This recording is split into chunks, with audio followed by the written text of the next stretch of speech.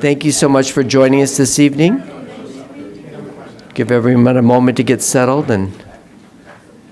So thank you so much again for joining us. And my name is Greg Easton, our Vice President for Institute Advancement, and it's a deep pleasure to see you this evening and to be back in California, my home state. And although I've adopted New York for 8 years almost, I do have fond memories as I come back and visit my family here as well. But tonight we're here for a special evening, and welcome to the Salon. And it's my pleasure to, as we begin the evening, to welcome John Capek, our trustee and also chair of the Executive Council here, as he opens up the program. And as you'll notice from the paper that you have there, John has many degrees, and we're so pleased for the many degrees, but he's certainly, I'm sorry?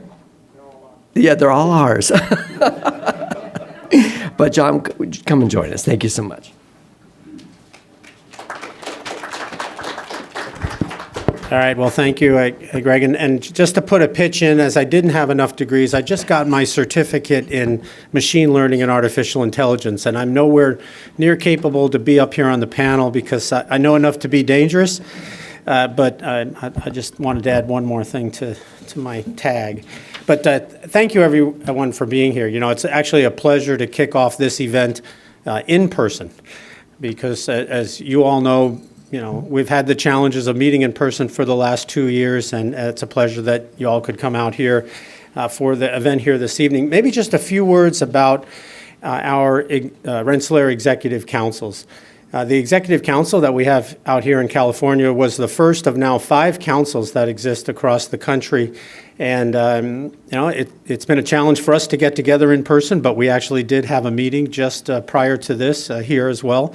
So it's great to be back in person there. But the fundamental reason the councils came to exist was to really connect alumni, to connect parents and the students that are coming from across the U.S. with Rensselaer, and to have an opportunity to engage in creating a community away from Troy, and an opportunity to engage with Rensselaer in key initiatives and key activities. And what we're here for tonight, and we've had one previous to the pandemic here in actually this same hotel, is an opportunity to hear from the Institute, and an excellent opportunity for Dr. Jackson to moderate our session here this evening with some people who can provide some perspectives on a very important initiative for the Institute in data, artificial intelligence, and computing, so DAIC as we would call it for short.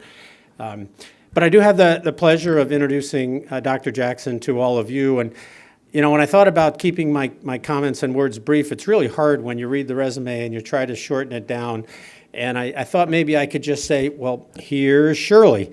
And I thought that would be appropriate because many of you know she probably doesn't need an introduction to all of you who know her, but an incredible person. And I'd say through now 23 years leading the Institute from 1999, it's been remarkable to see a transformation not only happen, but predicted to happen. I often think about if Dr. Jackson had told me what stock to buy in 1999, I probably wouldn't be here if she could predict the same thing. But it wasn't without its challenges. And I'll say whether it was through the financial crisis, whether it's been through the pandemic, she truly has demonstrated leadership. And leadership is sometimes hard to describe, but it's probably best described by accomplishments. And as we made our way through a significant capital raise, $1.4 billion to advance the Institute, and we're halfway through another $1 billion of raise, and I'd have to say an endowment which is crossing $1 billion. There's a lot of Bs there, and someone once said if you add up a lot of Bs, you get a big number. And that's really an accomplishment led by a significant leadership. But it's not just the transformation of the Institute. It's really, I think, the transformation of education. The Arch Initiative was really, for many, it was wow, really. And now I think really has been recognized as an example of what it takes in today's world of education. And then also, I like an acronym CLASS, this Clustered Learning, Advocacy, and Support for Students. It really does bring together what is the essence of education and what's important. Dr. Jackson's received so many awards. If I started to list them here, I would be here forever.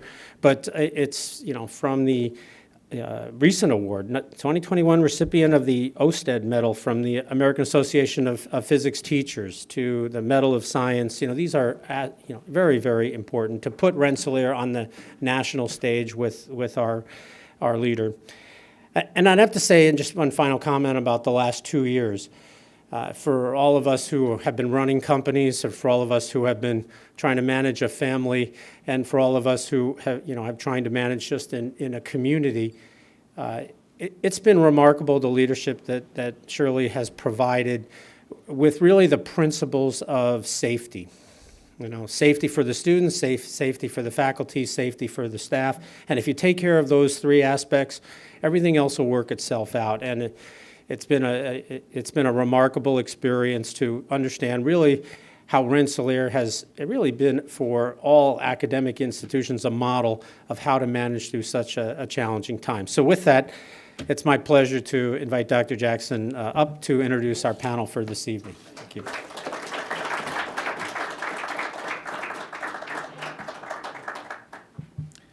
Well, thank you for those kind remarks. I did work for a couple of presidents, and I said, well, you've arrived if people don't have to read a bunch of things. They can just say, ladies and gentlemen, the President of the United States. But that's not, alas, the situation here. But let me thank you, John, not only for that great introduction, but also for leading our very first Executive Leadership Council here in Silicon Valley. And I want to welcome our alumni and alumnae, our executive council members, parents, and friends. And I want to thank you for joining us. Now, I'm pleased to be in California, especially this time of the year. But we have more than 4,000 alumni, friends, and parents here, as well as many of our corporate partners. But we also are very fortunate that we have a very strong board of trustees.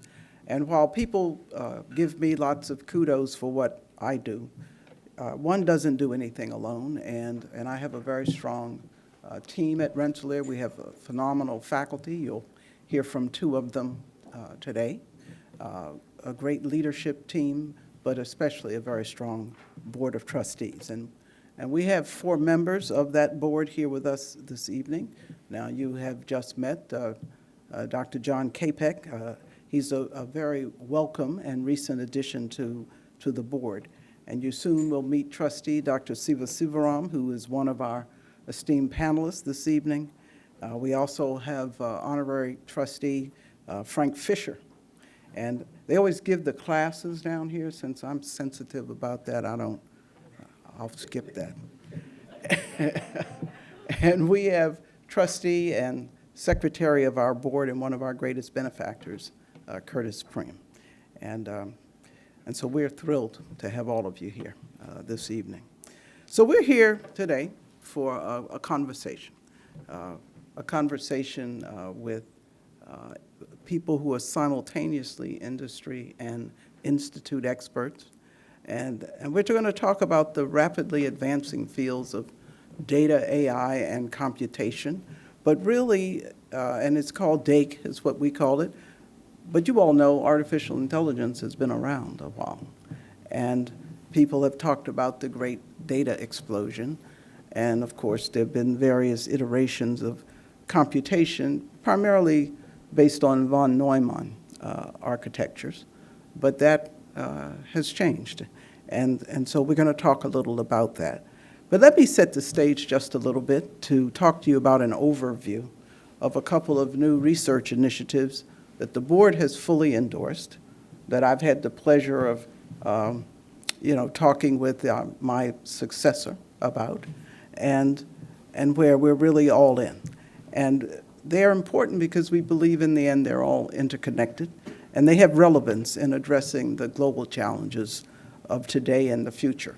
Now, Rensselaer was created to educate those who would apply science to the common purposes of life. And our idea of the common purposes are those kinds of challenges we face, whether it's about energy security in the face of climate change, whether it's about health and human health and welfare, whether it's about our infrastructure and how resilient it is, and whether it's about how we educate our young people, and that's the business that we're really in. And so the initiative, Dake, that we're going to be building our discussion around serves as the foundation and the true underpinning of the advancements of the other initiatives. And so these initiatives are being implemented through the establishment of centers or institutes at Rensselaer that align with what we call our signature research thrusts. Years ago, and maybe we were prescient or maybe we were lucky, we said we would focus in 5 areas: biotechnology and the life sciences, nanotechnology and advanced materials, media, the arts, science and technology, energy, the environment and smart systems, and I'm forgetting one always. Computational science and engineering. How could I forget? And so the first initiative is the establishment of the Institute for Energy, the Built Environment and Smart Systems, or EBUS, and it focuses on the challenge of urban growth. And even though there's been a bit of a diaspora that has occurred because of COVID here, if you look around the world is still urbanizing. And so we are looking at our ability to anticipate, to investigate and mitigate the effects of climate change, but while providing energy security, but focusing in the built environment in a better way on health and well-being.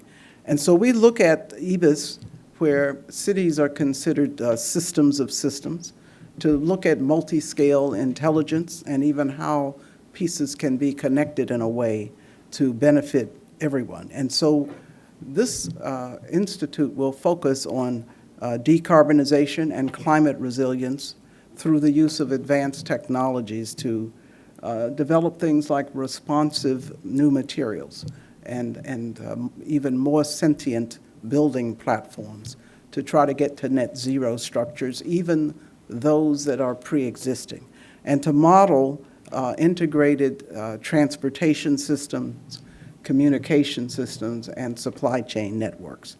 Now, the second initiative, and we're going to have a formal opening of this or launch of this in May in New York, so if any of you happen to, it's a lovely time to come to New York, and that is the establishment of the Center for Engineering and Precision Medicine, or the CEPM, and we're doing it with a medical school. It's the Icahn School of Medicine at Mount Sinai, and we've had an affiliation with them, but this is a major expansion of what we've been doing in biomedical and clinical research.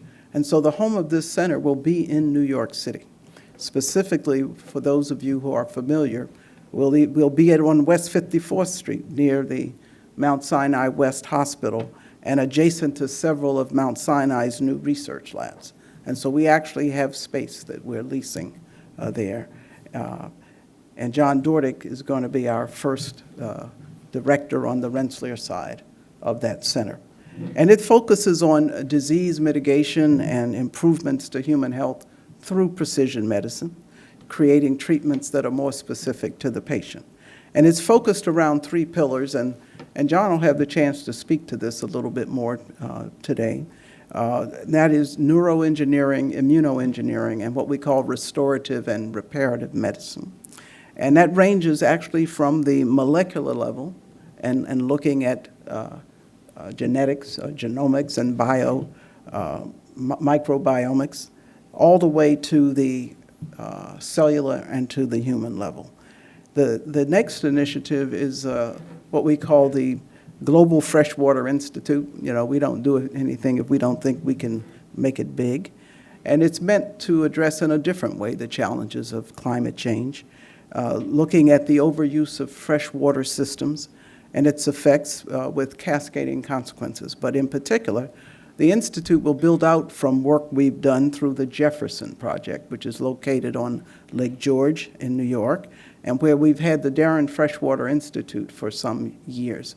And we believe we have made Lake George, which was our intent, what we call the smartest lake in the world, with LiDAR imaging, with in-lake mesocosms, and with 500 sensors on 51 platforms in and around the lake, as well as through the use of sophisticated data analytics.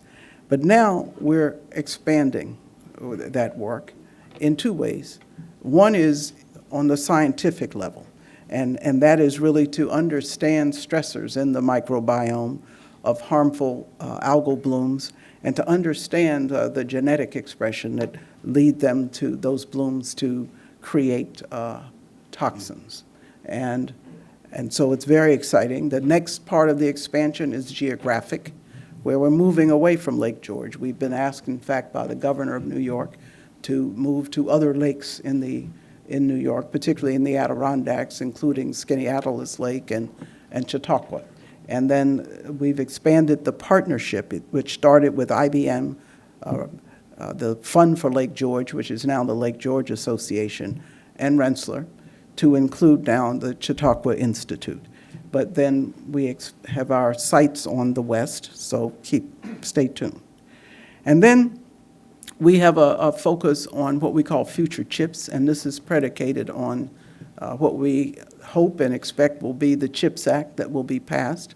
And we expect to and hope to be a designated national science and technology center around advanced semiconductor manufacturing and building on our own expertise with heterogeneous structures, 3D packaging, as well as the use of and development of materials for thermal effects. And so then the final one, which is the focus tonight, is based upon strength that we have developed in data science and data analytics, in quantum and neuromorphic computing, as well as AI-enabled high-performance computing and AI-driven gamification in immersive, virtual, and augmented and extended reality environments. And all of this really is undergirded by two magnificent platforms, one of which is the Curtis R. Prim Experimental Media and Performing Arts Center, which allows us to have the human scale immersive environments that we have created, what we call cognitively intelligent situations rooms. And it allows us to do everything from teaching to doing research and using gamification as a pedagogical tool in that environment. You should ask us about that. And the other is our magnificent computational ecosystem that we've developed with the support of IBM, but also, again, using processors and processing capabilities from the firm that Curtis helped to found, NVIDIA. And so it's quite exciting. And so this institute will aid in the advancement of the other initiatives I've described, but we're going to be doing research in and of itself there. And so you're going to hear now us talk a little bit more about that. So let me introduce our three distinguished panelists. And I'm going to give you their names and titles and a little bit about them. But I would invite you to read about their tremendous accomplishments in the event program. And I'm going to start with our own great professors. First is Dr. Jonathan Dortic. John, you can come on up. John is a special advisor to the president on strategic initiatives and institute professor of chemical and biological engineering, biomedical engineering, and biological sciences, where his research group focuses on gaining a quantitative understanding of biological principles and applying them to advance the fields of biomanufacturing, biocatalysis, and new human cell culture programs for drug discovery. Now, I will tell you that John also has, with Professor Robert Linhart, what's called the Heparin Applied Research Lab in the Rensselaer Technology Park. The Technology Park is our 1,250-acre park that's home to about 60 primarily technology-based enterprises. And we have that because John's colleague, Bob Linhart, bioengineered the first synthetic heparin. And this happened after the contamination of heparin that unfortunately killed a number of people. But then John, with his work with biomanufacturing and has been working with Bob to scale it up, and we have an industrial partner And so we created the lab. But I'm telling you this because it's interesting how things you do lead you to other things and can help you solve other problems. Because one reason we've been able to safely get the university through the pandemic is because we created something, remember this is RPI, called T-cubed SQI. And that stands for testing, tracing, tracking, surveillance, quarantine, and isolation. And so, and essentially, we have a licensed PCR-based lab at the Tech Park, but it operates out of John's lab. But we have it fully licensed in partnership with a health system in the area. We have faculty who developed epidemiological modeling to help us think about how and how much to test and to fold in our tracing and tracking data. And that model also has helped the capital region in terms of being able to deal with that. And so John was previously our vice president for research, but then he told me he wanted to go back to his research. And before that, he was the director of the Center for Biotechnology and Interdisciplinary Studies. And he is a member of the U.S. National Academy of Engineering. So that's John Dortic.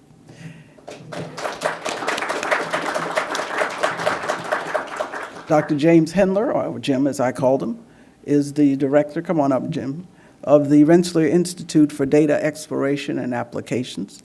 He's also the director of the Rensselaer IBM AI Research Collaboration, as well as being, everybody has long titles, the Tetherless World Professor of Computer, Web, and Cognitive Sciences. But Jim as well is an expert on the semantic web, and that's because he and Sir Tim Berners-Lee developed the semantic web. So that's Jim Hendler. And last, but of course not least, is Dr. Srinivasan, or Siva, I have to say it the easy way, Sivaram. And he's a member of the graduate classes of 1985 and 86. And I bring that up because we don't talk a lot about our graduate alums, but some of the greatest alums and people who've made a difference in the world are our graduate alums. And Siva is as well a Rensselaer trustee, and he is president of technology and strategy at Western Digital Corporation. And he has done an amazing amount for us in supporting students directly as well as through Western Digital. Now, Dr. Kevin Hutchins originally was scheduled to participate but is unable to be with us tonight, but we look forward to having him participate in future panels. And so I want you to join me in welcoming our panelists. And thank you.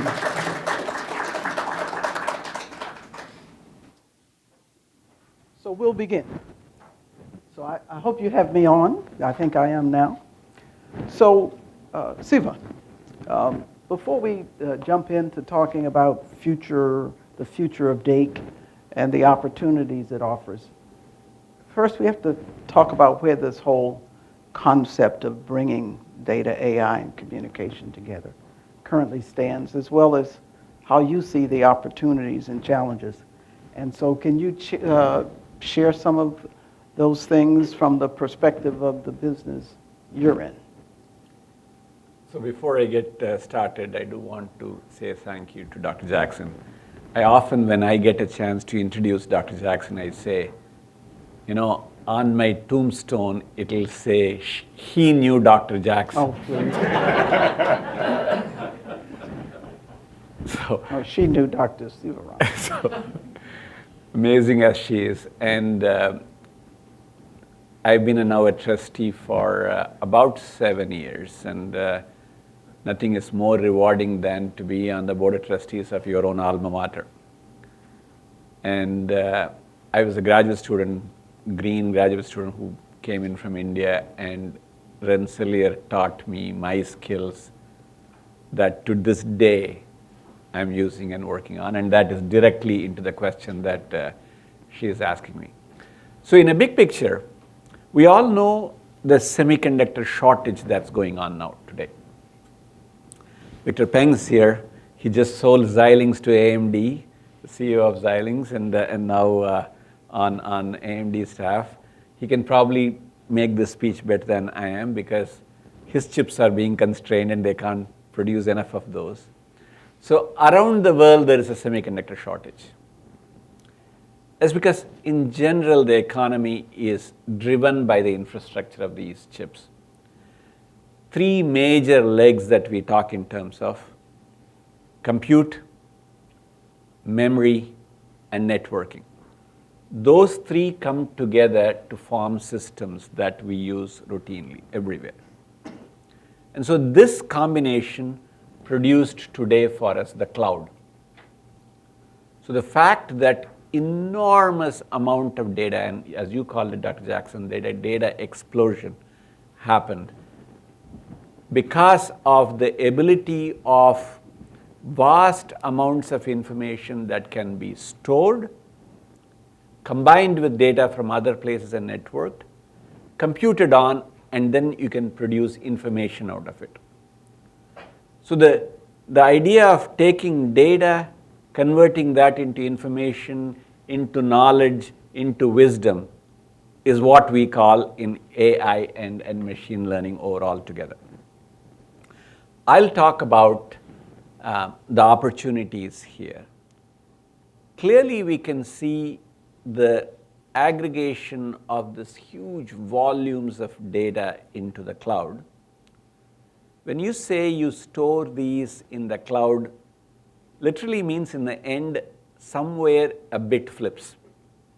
That has to physically happen. Even though it is sort of vaguely in the cloud, in the end it means that there is some atom or a charge or something that is physically doing something that causes the bit to flip.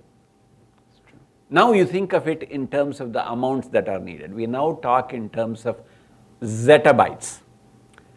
Zettabytes are, we all know our gigabytes.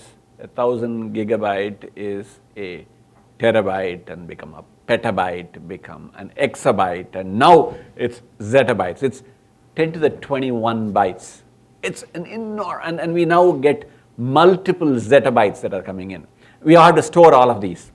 Somewhere, some place in the cloud or in these huge data centers that AMD and Intel and all of these people who are trying to get that into Google and Amazon and Microsoft, where this data is coming and being computed, they have to be stored. And then we need to take this data and make some sense out of it. That's where we create models. Huge models that, so if you think of a simple example of a camera feeding images to the cloud, somewhere some model has to create, aha, I'm seeing somebody's face, and that person is Dr. Jackson. She is the president of Rensselaer. I have to do this. That intelligence has to be created out of that amount of data that is coming in, so that you create those models that recognize Dr. Jackson's face. It's an enormous amount of work that needs to be get done. But the end effector, the one that the camera that just sees her, needs to be inferring this based on that model that was created there. And that is the power of the AI and the ML we are talking, machine learning we are talking about, is this vast amount of data that is gathered, that is used to create models of what things are, and in the end, be able to send that model to the end effector, and that can, at the local site, make an inference that says, aha, Dr. Jackson is walking from here to here. Let's make sure, for example, if she's walking out of the airplane coming out, let's make sure we get something else that is done. That kind of actions can be triggered. That's the possibilities of data. More importantly, globally, I mean, we talk about it a first world way. In the third world, I mean, you see the amount of transformation it is doing in, for example, in Nigeria, when payments can be done automatically. Or it could be in India, where a fertilizer use can be regulated. Or it could be in China, where you pay for a cab ride. All come out of this idea of compute, network, store, create a model, send it to the end, in the end, an endpoint device can use that model to act. That's the possibility. Okay, so let me follow up with Jim. So Jim, you have extensive experience in each of these arenas. Data, AI, various elements of computation. Talk a little bit about the evolution of these fields, and in particular, what does it mean to merge them and unify them? And since we're starting with thanking Dr. Jackson for things, in 2007, I had been a professor at another university for a couple of decades and was quite frustrated because the computer science world had not realized just what was going on in this data revolution. And I came up here to interview actually for a different position, a chair position, and eventually got asked to, would I really come and create a world-class entity at Rensselaer around this new growth of data and artificial intelligence, cognitive computing. We work with IBM on the Watson project. It's been a very exciting time. And, you know, why not change the world? But certainly my world was changed. But one of the things that's happened in many places along this time is, so the world of data has moved to this world of storage, right? But in reality, our biggest problem is which data do we use for what? Who should have it, who owns it, et cetera, and I think we'll talk more about that later. In AI, we've had this tremendous explosion in certain parts of the field, but not in others, and they've largely been made possible by the fact that there's enough data to feed the models that can then do the learning of how things go together. And of course, to do that, you need very large-scale computers, things like that. So let me give you just one simple example. When COVID first came along, RPI was one of the first schools to join the high-performance computing consortium, which was a group of companies and universities dedicating free time on our supercomputers to projects that could help make real progress against COVID. One of the projects was one that we did jointly with Weill Cornell Medical Center, where they had a bunch of genomic data. They had some ideas about what was going on in certain of the proteins within COVID, and John will have to explain the details because that's not my field. But to make it work, you needed to take that data, to process it through an artificial intelligence system that could really say which things are most important, how they link together, et cetera. And that had to be done at a very large scale. So our Amos platform was used for that. So again, you had this one project which made huge impact. It turned out to be, you can read about it in lots of papers and things like that. But it was because we put together the data coming from a medical lab, the AI techniques that had been developed at Rensselaer, and the supercomputer we had that could actually put these things together and do it. And the only thing I would add to that is, as we look at the future of computing, and I think we talk about this more later, we see quantum computing coming along too, which can add a whole new level of this kind of modeling and attacking of certain problems. So the real evolution has been that AI breakthroughs needed the computation. AI breakthroughs needed the data. The data needed the AI on those fast machines, and we're finally at a point where those have come together and are causing this kind of revolutionary new technology. And at many schools, we're still thinking of those as three separate things. DAKE wants to pull that, and some other things we'll talk about later, together to really say, you must think about it the way Siva just said. It's all about bringing it together. So John, you're in the biological and the biochemical world. So tell us how you think DAKE can help with what we're trying to do with the Center for Engineering and Precision Medicine. Yeah, Thank you. Is this working now? No. We had a bad battery. AI could have fixed it, right? Anyway, well, since we're mentioning a little bit about Dr. Jackson, so I actually came to Rensselaer a year before you did. So I've been able to see the entire transformation that has taken place from the first time when she said, let us begin, straight through to today. So I don't think I would be here if she didn't make that transformation. So, you know, thank you for that.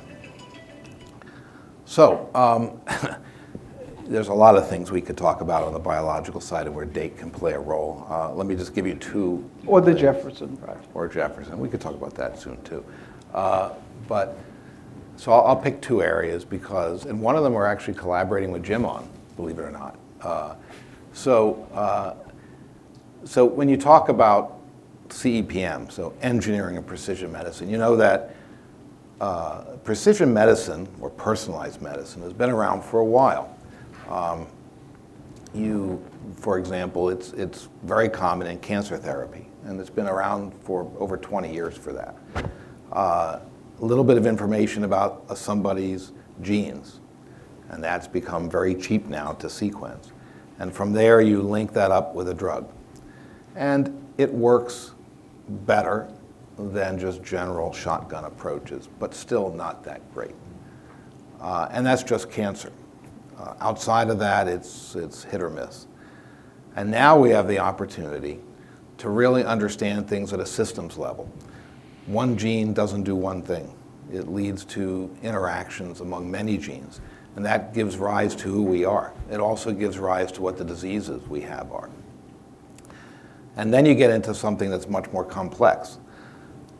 The engineers know how to work with that complexity.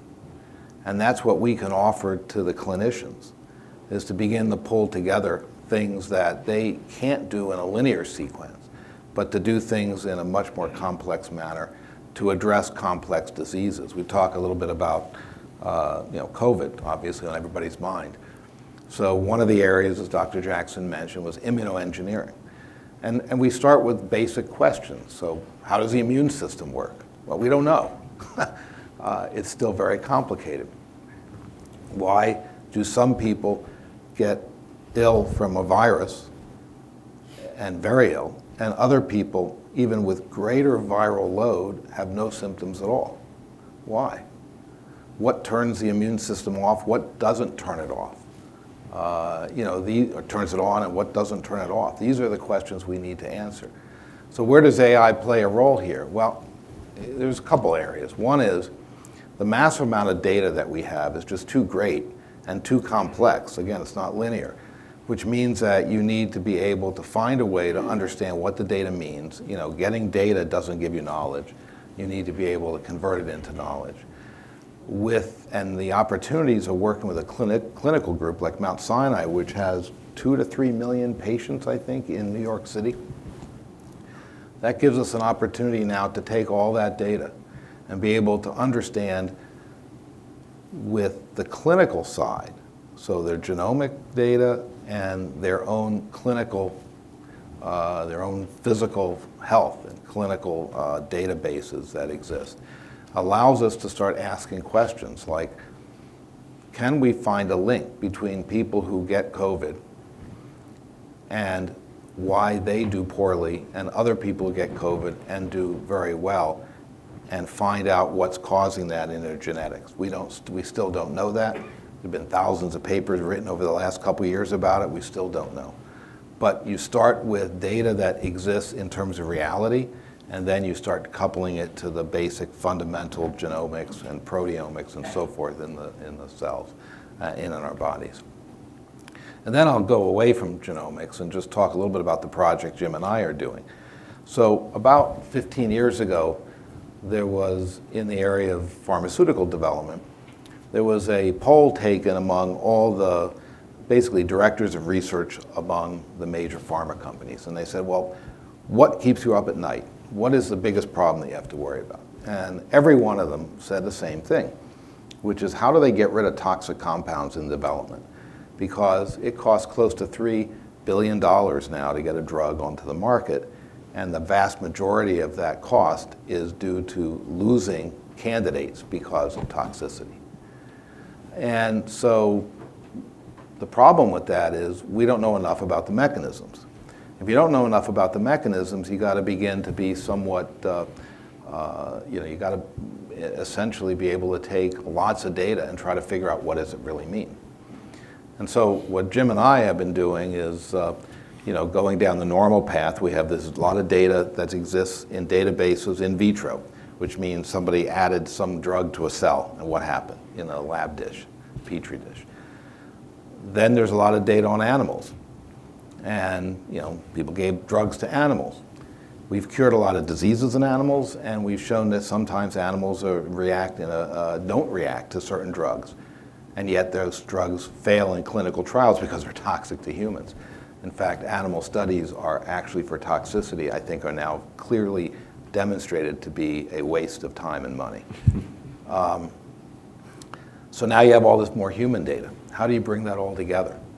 And so we actually have a project, IBM is supporting this, one of our joint students is working on this, trying to now enhance the accuracy of the models that come out that would predict whether a drug with a given structure is likely to be toxic, and therefore bypassing the animal, getting basic data from the lab and transferring it all the way up to what an individual likely will respond. And not just an individual as part of a population, but a true individual, given their background, their genetics, and how they're likely to respond, and their disease state.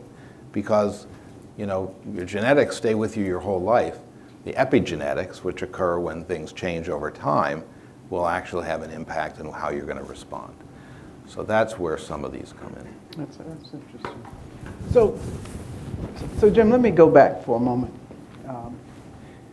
We talk a lot about machine learning, deep learning, and you're really talking about exposing the entity to lots and lots of data sets.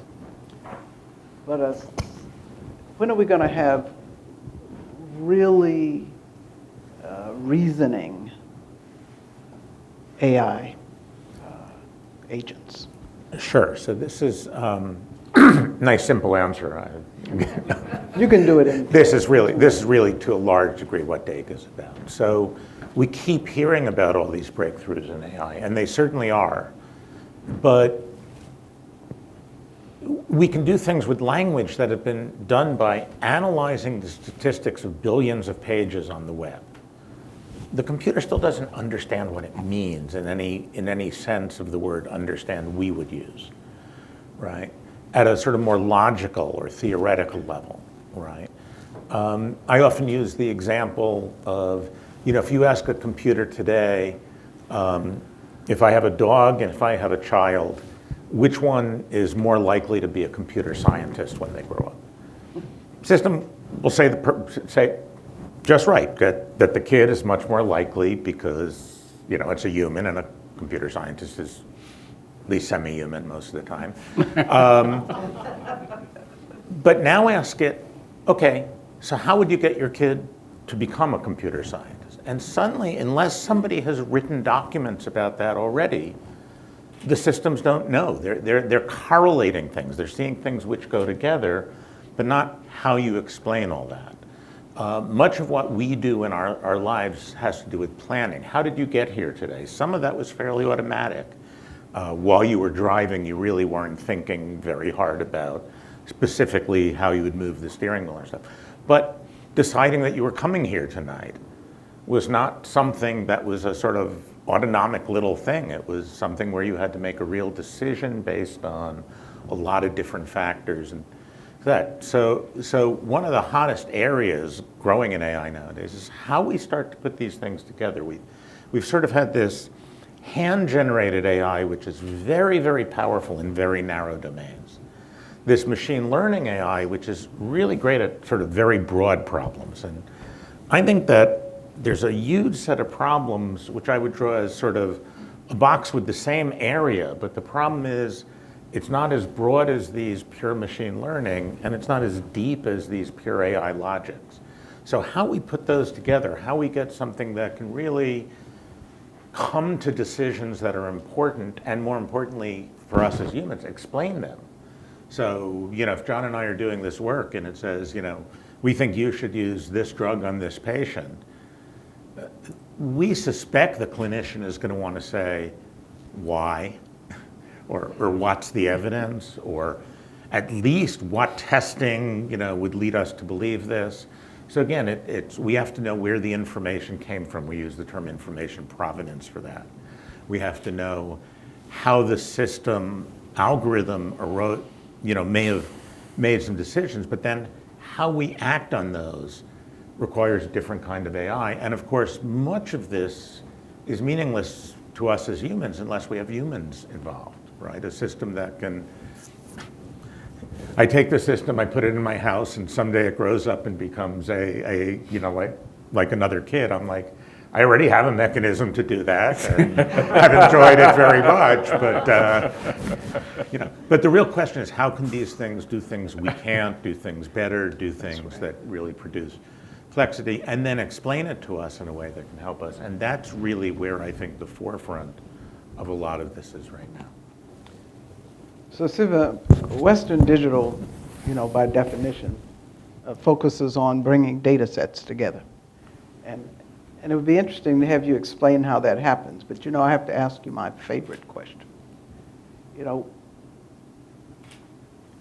you think it's time for us to think more about configurable or reconfigurable data architectures?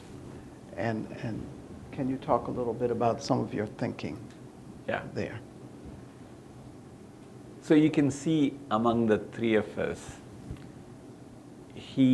John thinks in terms of physical things. There is a gene, there is something that you can observe, and that gene acts a protein to do something, etc. And here is Jim thinking in terms of abstract amount of this data and trying to create an algorithm and a way to think about it. We think in terms of that transformation. How do I go from a physical system to a computational system?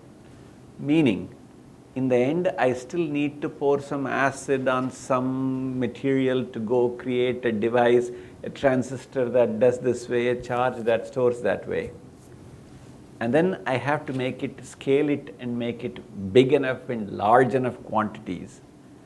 And then be able to abstract it enough such that somebody can write code around it. Mm-hmm. So the idea of taking a physical, actual thing that you can touch and feel and look at it, make billions and trillions of those, then that I can abstract them into something that I can describe it in a model, and then go make something with it. So that transition is what is so much fun at Western Digital in the way we do it. And then we can give it to Jim to go have his fun with the amount of data that he stores, or when John creates that data, he can go store it. Now, then comes so that part has to be done year after year after year. You figure out how to make more of this, and in a cheaper fashion and in a larger fashion, we go do that.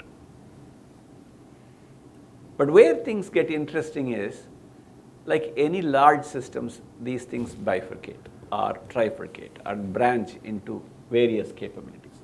Some of these memories are extraordinarily fast to access. Some of these can be extremely cheap to make. For example, I am still challenging some of John's colleagues to come back and say, can I store all this information in DNA? Why do I need to store it in a silicon chip? DNA is much more plentiful. You know that standard is not going to change. 1,000 years from now, that DNA will still be a DNA. That interface is not going to change. How can I store a lot more? The density of storage could be much higher. So the idea here is that I can go from something that is done extraordinarily fast to something like a DNA that might take a day or two to go get that data, the way we are going today. So if you ask for the data, a couple of days later, they can go figure out where the data and bring it back. So think about it in a fashion the way you asked. Given the volume of data that is out there, and the rapidity with which he wants to execute with this computation, we tier these memories. We make what we call composable, scalable systems. Meaning, at any time I want, when Xilinx comes and says, or AMD comes and says, I need a pool of memory that is so fast and I need to go get to it. Right behind it is a ton of memory that is sitting there with all the information. And I need to be able to do it dynamically. Systems are developing now. Standards are developing now. How can I tier these? And then I can do this all in an abstracted fashion, virtualized, so that I can access these pools of information in real time. When he wants the very fast memory to do a model, he wants to render something very fast, I can give that to him. And then prefetch what he is going to ask next and keep it next to me. When he asks the next one, it is ready to go. Behind it is a larger volume of data that is. Behind that, there's a very large pool of memory sitting there. So this idea of tiering the memory and then being able to feed the memory to the people who ask it at the time they want it, in the size they want it, in the way they want it. This is the next world of where it is coming to, where we'll be using this. So this is what is going to feed the next set of AI models when they come, big machine learning models that will come. How do I handle this data? Data architecture, making sure that we shape the data in a way that these machines can use it. That's a lot of advancements that's happening. So let me follow up on that for a minute. So if you think about things in the sense of cybersecurity, and so you have a data architecture, maybe it's this tiered. Can one think of reconfigurability of the data architecture as being linked to how those data sets are probed or accessed, and that therein lies the ability to de facto change the architecture because you can change how the data is queried and other data is not touched. Does that make sense? Yes, it does. I'll give you a very simple example that we were talking about during the trustee meeting last week. When a student comes to RPI, you know the student's high school grades, his SAT scores, his application data, etc. that are coming in. Once the student comes into the call, into RPI, we know his grades are her grades and where she wants to go, where he wants to go. And then when they live, they know where they swipe their cards. Are they eating breakfast on time? Are they eating lunch on time? Is it secure? Or when COVID happens, did they get tested? Or if they have to have a mental health thing, there is an enormous amount of data that is being produced. Now today, if you go ask at RPI, there are over 70 different applications that collect this data. None of them talk to each other. These 70 different things would collect the data. They do that application very well. But if I really want to have a virtual digital twin of my student, I know everything about it. What I do want to make sure is I don't give access to that digital twin to anybody. Because this has to be extraordinarily highly secure information. That's right. Which means the data that I am creating and producing has to be segmented and sliced in a way that only certain people have access to certain things, even though behind we could have a model of the whole thing.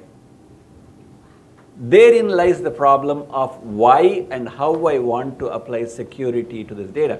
The last thing I need is a criminal activity that comes in and either takes this data and does something very bad to my student, or takes that data and does something to the university, or use that data for nefarious purposes. But I do want to gain useful information out of it. So therein what you are talking about, our systems need to be able to segment these data in a fashion that is secure, while at the same time being able to create the applications and the use that we want to get it done. Still an evolving science. If you notice the number of startups in the valley that are focused on security, it is just exploding. That's probably one of the hottest areas with respect to where the money is going. So coming back to how do we relate that back to this amount of data that is growing? Yes, it's a problem that is in front of us. So Jim, you've thought a lot about this. I mean, in the context of the semantics and so on. So again, remember, I'm a physicist, not a computer scientist. This question about is the inherent ability to change the data architecture linked to how you can change how you query the data? Or what? So inherently, there's a number of things that underlie any of these questions that we really haven't gotten into. If my colleague, and my wonderful colleague Mary Simoni, who is the dean of our School of Humanities, Arts, and Social Sciences here, she'd be reminding me yet again to don't forget people are involved. It's exactly the example Siva just used. That data represents stuff we do, things that know about us. Who should have access to what? Who can do that? Privacy, right? What data can be collected where? I've just been writing a new article for Scientific American, and we start with just some common problems that we've all faced. Why is it you buy something and all of a sudden the next day it's like you see 1,000 ads for the same thing? As one of my colleagues said, I needed a toilet seat. I'm not starting a toilet seat collection. And again, so a lot of this has to do with what data can be seen by whom, when. Problem is, when we try to put strict rules around that, and this is where we get to the reconfigurability that Dr. Jackson's been talking about, then we start running into a problem, which is, let's say Siva is allowed to see certain data, I'm allowed to see certain data. People aren't allowed to combine this data for either a legal reason or a technical reason, right? But Siva and I need to work together. How can we build our system in such a way that it will let us share the data we're allowed to share without being able to share everything? Or another example I use a lot is in cybersecurity nowadays, one of our biggest problems is what's called insider threat, which used to be some disgruntled employee came in and did something bad to my machine. But now it's somehow something bad has gotten into my machine. Maybe somebody clicked on a piece of email that they shouldn't have clicked on, and some malware came in. We'd like to be able to say, some piece is doing something wrong. Let's isolate that, let the rest of the system work and know what's going on. But whenever we have a specific rule, so maybe this person's allowed to see this much data, but this person's only allowed to see a smaller amount, then when something odd happens, or when a jobs change or something, we can't pre-compute all that. So we need a much more dynamic way of working out what data could be seen by whom, who has control over it. And in the article we're writing, we're actually talking a lot about, how can we give people back control over their personal data? My wife and I got a fraud alert 3 days ago from our credit company. Somebody had bought a $21 DoorDash from a 7-Eleven in California. I have a new credit card today, the one I had on Friday. And we are going through trying to track down everywhere we have purposely told someone what our credit card number is, to change it and things like that. Why isn't that something that just requires us to say in some personal place, this is our new number, and if you're authorized, allowed to see our number based on, we've given you that authorization, come here and get it. Don't make us do all the work. So again, that's very much this idea of who owns the data, who controls the data, who can share the data. And right now, it's not typically us as individuals who have that control. It's large companies, it's the government, et cetera. And working out who can do what, when, how that should be done, and how that should be controlled is one of the real forefronts of this area where data and artificial intelligence come together. Well, you know, it's interesting. This relates to something that both you and Steve have said. So you all probably know I was co-chair of the President's Intelligence Advisory Board for President Obama. So one of the things we actually talked about was what should be classified. And maybe a lot of data or information shouldn't be, but it's what you put together with it. And that's where the real value is, and maybe that's where the classification should be. So it's interesting. So John, another challenge we talked about are stressors to freshwater ecosystems, and that's what our new Global Freshwater Institute is meant to focus on. So how does DAKE help us with that? Yeah, I think there are two areas that it can play a role, and I'm still thinking about the DNA as a story, which of course has been around for a while.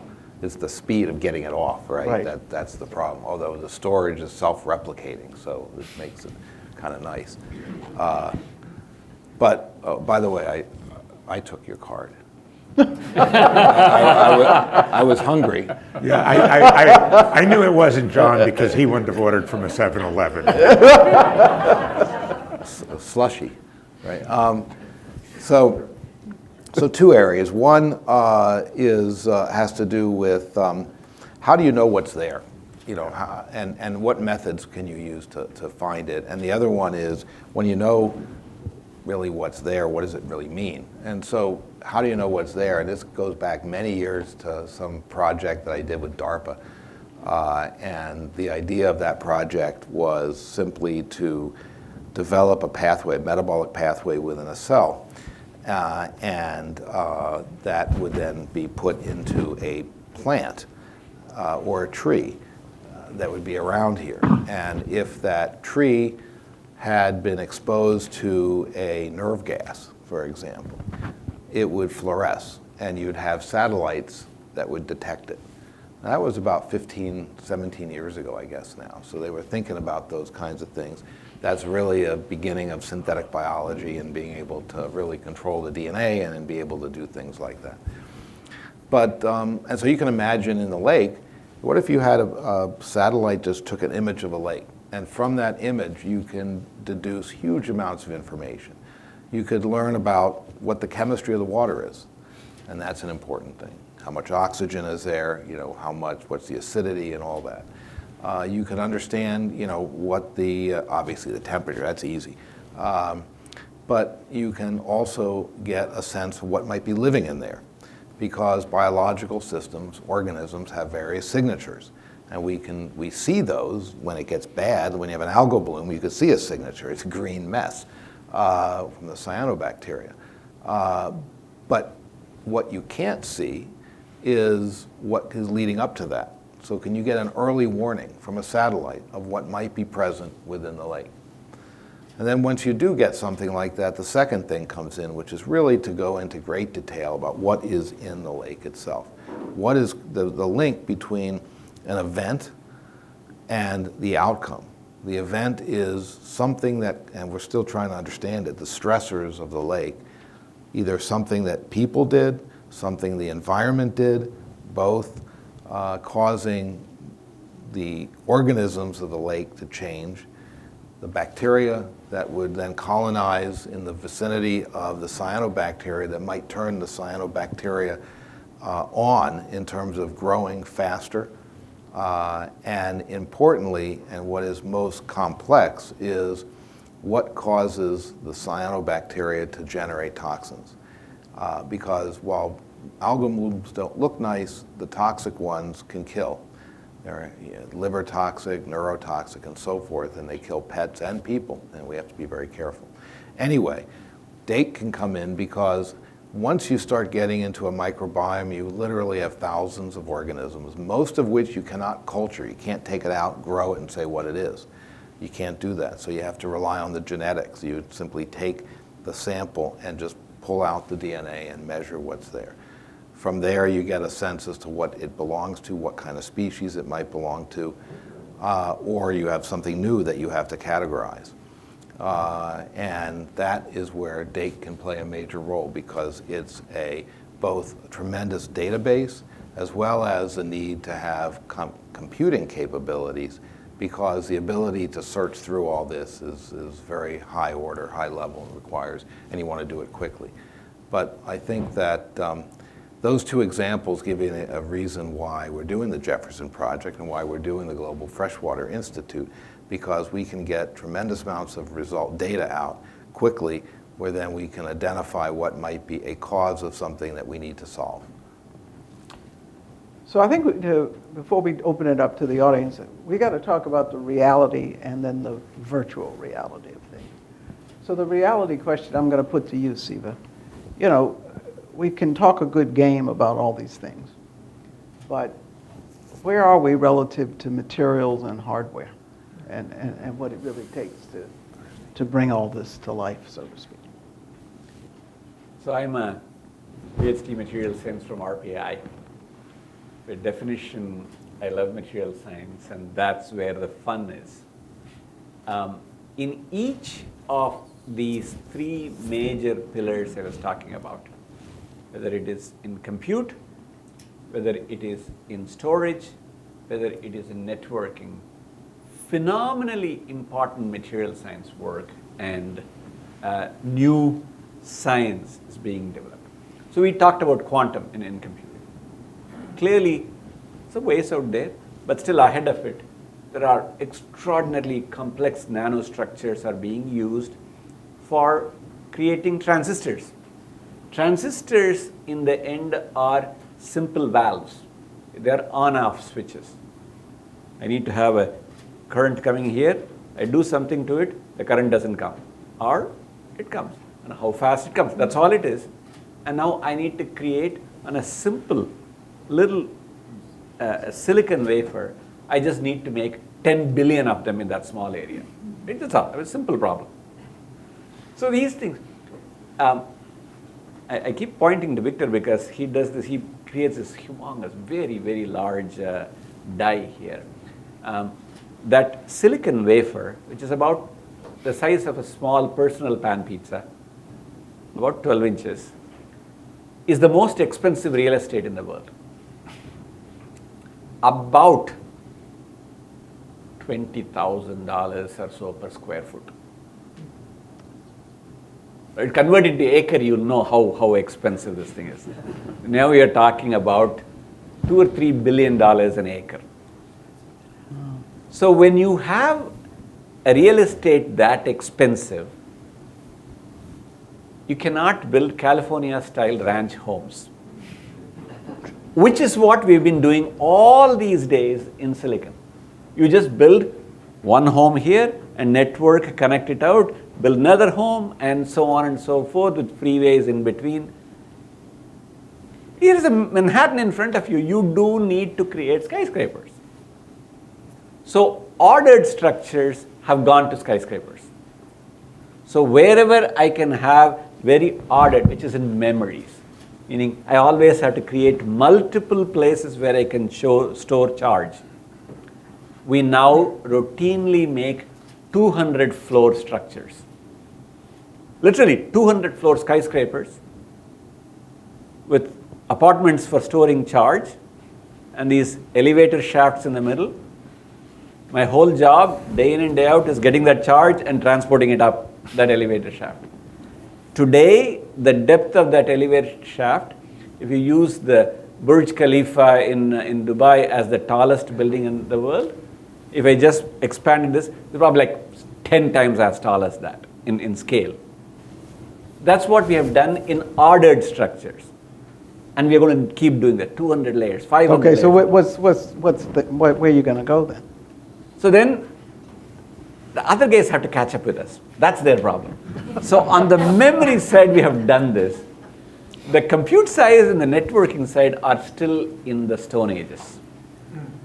They, despite the amount of money that goes in, are still rudimentary in the amount of integration they have done so we need new nanostructures. The CHIPS Act and the RPI, that's the focus. The focus is how am I going to create these computational engines that are going to use novel materials. That's right. I want DNA storage to go create this. Networking, I need to be able to on-chip have a laser that gets the light, the whole thing is done, my optical switching is done on-chip. There is still plenty of opportunities. There is still a long ways to go before this hits a... But is this all of this assume von Neumann compute? Look, von Neumann computing in the sense that there is a central processing engine, somebody brings data. Yes, in a way it is true, but it has evolved.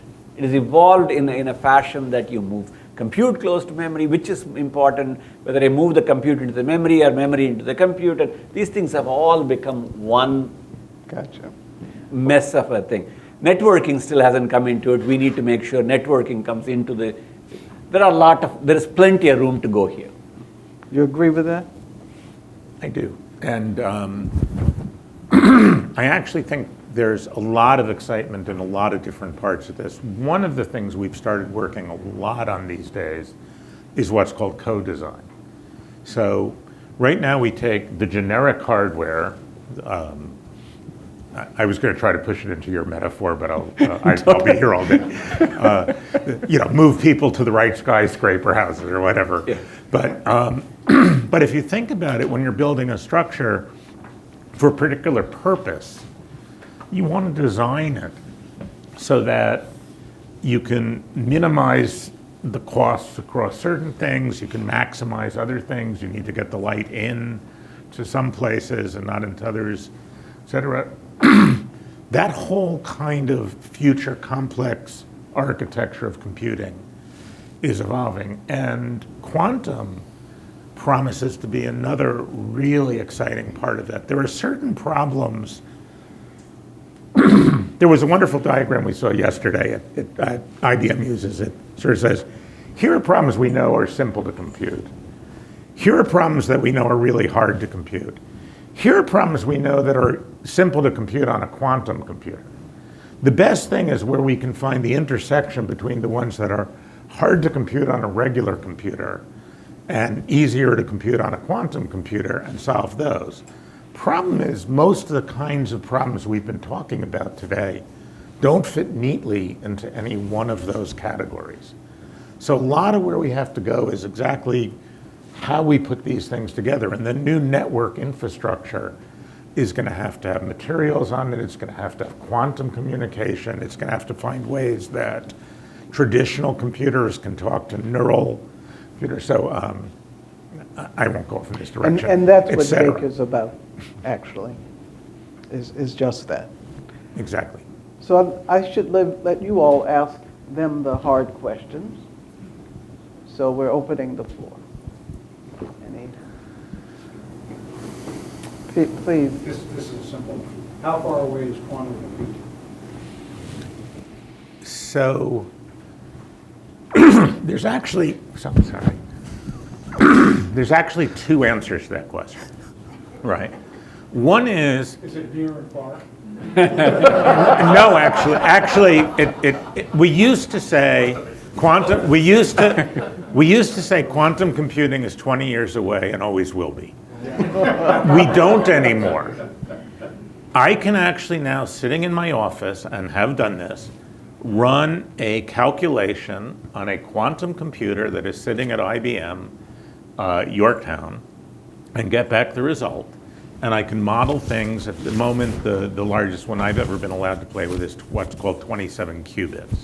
So qubits are how you measure quantum computers. IBM predicts that we're a couple years. Their first 100 qubit machines are out. There's competitors who are also working on different models. We're 5 or 10 years from hundreds of qubits being available. That's sort of the break-even point on when we go from theoretical use of quantum computing. So we can show now that it can solve this problem, but we can't quite do it big enough. But every new qubit you add doubles the size. Right? So when you have 100 qubits, you have 2 to the 100th things happening. When you have 1,000 qubits, you have 2 to the 1,000th. Those are huge numbers. You're beyond the number of molecules in the universe when you hit, I think, to the 120th or something like that. So we're talking staggering amounts of computational power, but of a very specific kind. So most of the experts now believe we're about 4 or 5 years from where you'll really see the quantum computers being heavily used for very specific classes of problems that are currently hard on traditional computers. Everybody thinks what's the next generation beyond that is really, and how long that'll take is harder, is where we can put these things together. I want to run a computation for John where the DNA modeling wants to happen at the quantum level on a quantum computer, but then I want to take that and apply it to the data. But unfortunately, that quantum machine has given me an answer that's not sort of explainable to a traditional computer, not easily modelable to an AI computer, et cetera. So we're really looking at how to put those things together. But quantum computers are here for real and are growing at a rate now that is exponential. And I believe you will, again, we have access to them today. We gotta get It's really the people ask other computation questions. that's the hard part. He loves this stuff. Right, but please. it's the computation, it's the algorithms, it's the, and that's part of what DAKE is all about.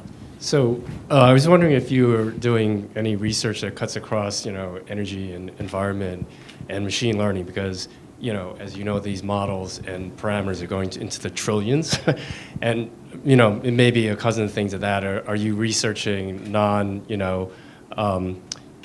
supervised training, right? Like, what do you do in terms of learning? Because it's really not terribly scalable. And so it's kind of like you can see a connection between, energy and environmental things and sustainability, modeling, and also computer architecture, networking, because everything is scale out, right? So, sorry, maybe. I'll Make it succinct. 3.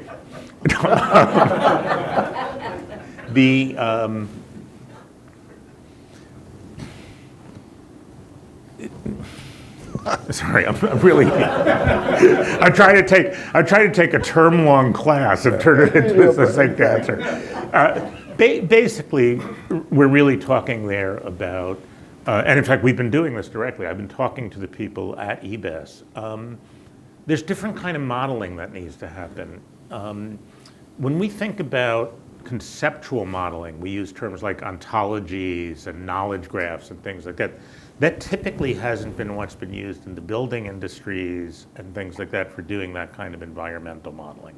We're looking at putting those together now so you can use those sort of, let me call them logical models, and these kind of machine learning models together. And we believe that's the next big step in getting to where you were just talking about how we can really attack these sustainability issues. So maybe we can take a couple more and then we'll break, please. I may be biased as a RPI engineer, but it seems to me that we've done so much with AI and data, but medical sciences seem to be like in the Stone Age by comparison. Like it's dragging its feet, and COVID showed that in 2 years you can do amazing things in testing and vaccine development. Like, can we learn from that and solve lung cancer in 2 years? I want to make one comment to that before John answers. You could do it fast because the research had been going on for 20 to 25 years. And so it was at a moment where one could make this happen. And it was not just the biological science, it was the material science that was really the key. But John. Yeah, I mean, I think the problem really is that biology is hard. We know still very little. We only recently have a sufficient number of tools that allow us to study things better than ever before.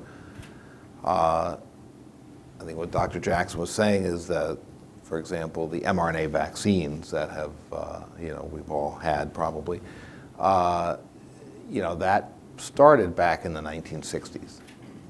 It's not new. And it finally found a niche. Actually, it was really going for immunotherapy, and then they kind of moved to the side, so we better go after a vaccine. The other thing is that, in medicine, you have to be right as best as you can. it's a heavily regulated industry compared to some of the other ones. I mean, there's regulation in computing and in materials and all that, but not like in medicine. So that, and to be honest with you, the data is a big problem, because we spend more time, and the physicians spend more time dealing with whether they can access some data than actually trying to solve the problem. So if there's a way that we can do things better with the data, it makes research much easier, and it will lead to more advances. But in the end, keep in mind that what I would love to see with a quantum computer is to design a cell that everything that happens in a human cell is already simulated perfectly. And if we get to that point, then we're in a position where you can do whatever you need to do to discover a new drug and maybe even becoming immortal. So we'll see. Okay. Any, from this side of the room, any questions? Please. I have a question, and I'm intrigued. You know, I always think of an alternative direction. So we talk about machine learning and artificial intelligence, but what about human learning and what I'll call real intelligence? As we try to teach our computers to process like the human, what do we learn from how we should be teaching humans to fulfill their true capacity to think themselves? Because we're all here consuming energy, breathing, and everything, but we're so underutilizing our brain. How do we create advanced learning for humans based on what we are appreciating what it takes to teach a computer to somewhat think like a human? 30 seconds. 3. Actually, that's a lot of how we actually train AI systems nowadays is not necessarily on real data, but also on simulated data. So when we talk about something like advanced gamification in learning and things like that, or simulate, what we're really looking at is, can we train our students by actually putting them into the problems they've got to solve, instead of teaching them the formulae that other people have figured out that solve those problems, right? Anybody can go Google for the formula now, but figuring out what it means is the hard part. And so immersive learning, VR, ER, we're looking at a lot of those things. MPAC has been wonderful for some of that. I'd like to pose one question or comment. Are we hindered by the fact that computer science came up with algorithms and so forth without, and trying to develop artificial intelligence without actually understanding how the brain works? And therefore now we're trying to catch up and find a way to actually figure it out. Not giving you a hard time, but I'm just... Yeah, well, my fast answer is, why should we believe that the silicon brain must be built to the same model as the human brain? And this is a big debate in the field of AI today. Well, let me make 2 comments, being a university president. We are looking at the impact of the use of these kinds of technologies on cognition and learning, and doing things that bring together cognitive scientists with computer scientists with others. So let me give you 2 kinds of answers, but they're not really answers because they're research questions. So we actually started something a couple of years ago called the Mandarin Project. And it was about the fact that with all other things we were doing, such as the Arch and so on, we wanted students to be able to go abroad. But not every student grew up traveling, off to other countries. And many of them come from small towns and places. But they're very smart, they're very brilliant. So the question was, how could we teach languages? We're a technological university. And so we weren't going to do the Babel thing. But we had impact. And so the question is, could we create a frame where we could take the students to the place with virtual and augmented reality, but could we make them be in the scene and have to go through decision-making and successive levels of complexity with AI-driven engines, but having to navigate in the language. And we picked Mandarin because it's an important language, because it's a hard language, so level 4. And the idea was then to see if the gamification, that's what we call it, accelerated the learning. And we started with human actors, human players with the students in the game. And how fast did they learn, Prabhat? About half the time. In about half the time. And you know, sounds and so on, and how you pronounce things, very important, because it totally can change the meaning. So now what we've done is we've introduced AI-driven digital agents in the virtual reality frame. And so these are digital natives. So we want to meet them where they are.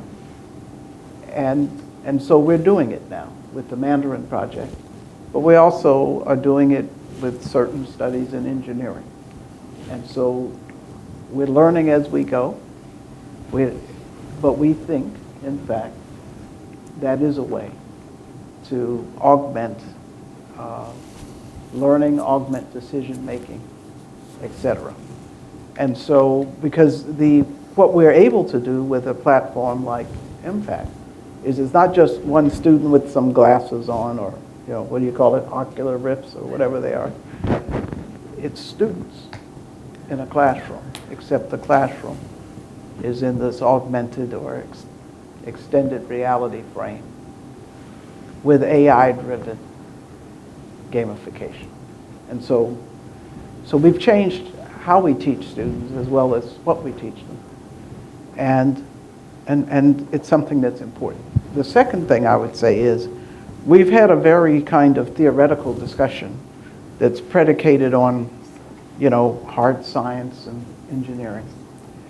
But another thing, and we actually have a network science and technology center that came out of one that had been sponsored by the Defense Department. And so there are questions about networks and how do you understand the expression of culture in networks?